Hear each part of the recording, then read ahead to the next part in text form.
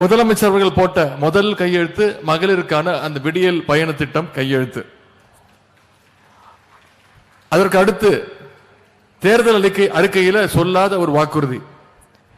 மகளிர் காலையில எந்திரிச்சு பிள்ளைகளுக்கு சமைச்சு கொடுப்பதற்கு சிரமப்படக்கூடாதுன்னு ஒவ்வொரு நாளும் 32 லட்சம் அரசு பள்ளியில் படிக்கக்கூடிய குழந்தைகள் பயன்பெறுகின்ற வகையில் முதலமைச்சருடைய காலை உணவு திட்டத்தை முதலமைச்சர் அவர்கள் செயல்படுத்தினார்கள்.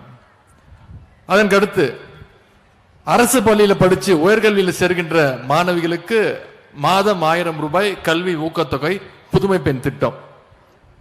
இப்பொழுது கல்லூரி மாணவ மாணவிகளுக்கு 10 லட்சம் லேப்டாப்புகளையும் நம்முடைய முதலமைச்சர் அவர்கள் வழங்கியிருக்கின்றார்.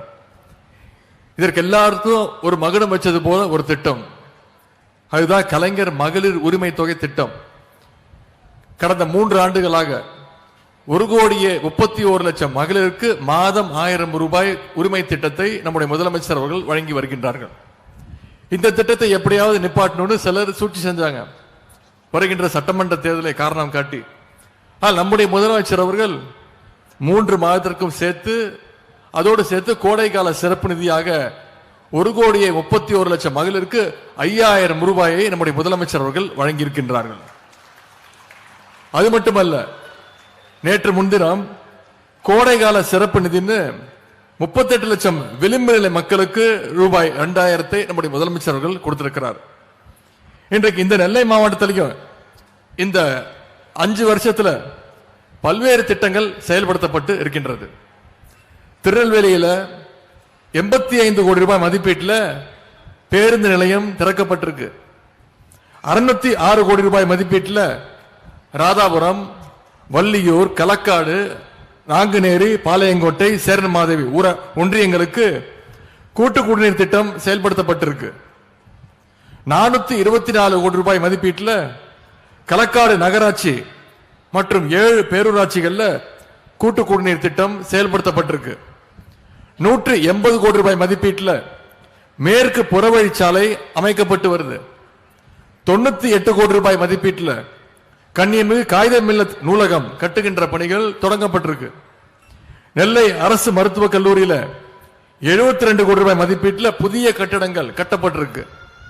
நெல்லையில பாரா ஸ்போர்ட்ஸ் காம்ப்ளெக்ஸ், ராதாபுரத்தில் multi sports complex, district sports காம்ப்ளெக்ஸ்ல ஜிம் வசதிகள், இப்படி பல்வேறு பணிகள் இந்த மாவட்டம் முழுக்க சுமார் 20 கோடி ரூபாய் மதிப்பீட்டில் விளையாட்டுத்துறை கட்டமைப்புகளையும் நம்முடைய அரசு உருவாக்கி இருக்கு.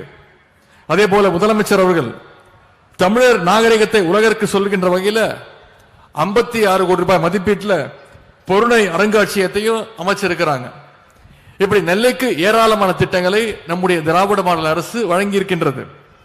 இது மாதிரியான திட்டங்களால தான் இன்னைக்கு இந்தியாவிலேயே நம்முடைய தமிழ்நாடு 11.19% வளர்ச்சியோடு இன்னைக்கு நம்பர் 1 மாநிலமாக நம்முடைய மாநிலம் முன்னேறிட்டு இருக்கிறது.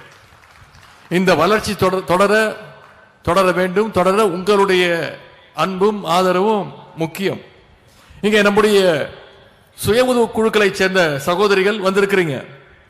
குழு சகோதரிகள் எந்த நேரத்தில் எந்த கோரிக்கை வச்சாலும் என்ன கேட்டாலும் அதை உடனே நிறைவேற்றி தர வேண்டும் அப்படின்ற கட்டளையை நம்முடைய முதலமைச்சர் அவர்கள் எங்களுக்கு சொல்லியிருக்கிறார். சென்ற வருடம் திருவாரூர் போனப்போ அங்க இருக்கக்கூடிய குழுக்களை சேர்ந்த சகோதரிகள் அவங்களுக்கு அடையாள அட்டை, ஐடி கார்டு வேணும், அவங்களுடைய பெயர் பொறிக்கப்பட்ட ஒரு அடையாள அட்டை, புகைப்படத்தோடு அடையாள அட்டை வேண்டும்னு ஒரு கோரிக்கை வச்சாங்க. உடனே முதலமைச்சருடைய கவனத்திற்கு எடுத்து சென்றோம். போன வருஷம் மகளிர் தினத்தில் குழு சகோதரிகளுக்கு ஐடி கார்டு அடையாள அட்டை வழங்குகின்ற திட்டத்தை நம்முடைய முதலமைச்சர் அவர்கள் துவங்கி வச்சாங்க. இதன் மூலமா இன்னைக்கு குழு சகோதரிகள் உங்களுக்கு பல்வேறு பயன்கள் இந்த அடையாள அட்டையின் மூலமாக உங்களுக்கு கிடைச்சிட்டு இருக்கு. உங்களுடைய தயாரிப்புகளை 100 கிலோமீட்டர் வரைக்கும் 25 கிலோ வரைக்கும் கட்டணம் இல்லாம நீங்க எடுத்துட்டு போலாம். ஆவின், கோஆப்டெக்ஸ் மாதிரியான இடங்கள்ல கட்டண சலுகைகள் உங்களுடைய ஐடி கார்டுக்கு இருக்கின்றது. இந்த 5 வருஷத்துல சுய உதவி குழுக்களுக்கு மட்டும் சுமார் 1,20,000 கோடி ரூபாய் அளவுக்கு வங்கி கடன் இணைப்புகளை நம்முடைய அரசு வழங்கியிருக்கின்றது. இதையெல்லாம் நம்முடைய முதலமைச்சர் அவர்கள் உங்களுடைய வழங்கியிருக்கக்கூடிய கடன் தொகையாக நம்முடைய அரசும் நம்முடைய முதல்வரும் பார்க்கவில்லை. குழு சகோதரிகள் உங்களுடைய உழைப்பின் மீது வைத்திருக்கக்கூடிய நம்பிக்கை தொகையாக நம்முடைய அரசும் நானும் நம்முடைய துறையும் அரசும் என்றைக்கும் உங்களுக்கு துணை நிற்போம். அதே மாதிரி இங்க வந்திருக்கக்கூடிய ஆயிரக்கணக்கான மக்களுக்கு பட்டாக்களையும் நாம இன்னைக்கு கொடுத்திருக்கின்றோம். பட்டா வேணும்னு அரசு அலுவலர்களுக்கு நீங்க போன காலம் மாதிரி இன்னைக்கு அரசே உங்ககிட்ட வந்து உங்களுக்கான பட்டாவை நம்முடைய அரசு கொடுத்துக்கிட்டு இருக்கிறது. இந்த 5 வருடங்கள்ல மட்டும் சுமார் 21 லட்சம் பட்டாக்களை நம்முடைய திராவிட மாடல் அரசு வழங்கி இருக்கின்றது. பட்டா அப்படிங்கிறது ஏதோ ஒரு சலுகை கிடையாது, அது உங்களுடைய சட்டபூர்வ உரிமை.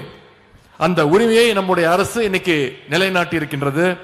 இனி உங்க வீட்டில் நீங்க உரிமையோட நிம்மதியா மகிழ்ச்சியா உறங்கலாம், தூங்கலாம். ஆகவே உங்களுக்கு அத்தனை பேருக்கும் என்னுடைய வாழ்த்துக்களை நான் தெரிவிச்சுக்கிறேன். இப்படி நம்முடைய அரசினுடைய திட்டங்களால சமுதாயத்தில் இருக்கக்கூடிய எல்லா தரப்பு மக்களுக்கும் பயன்கள் ஒவ்வொரு நாளும் சென்று சேர்ந்து கொண்டிருக்கிறது. திராவிட மாடல் 2.0 உங்களுக்கு இன்னும் நிறைய திட்டங்களை நம்முடைய முதலமைச்சர் அவர்கள் நிச்சயம் வழங்குவார்.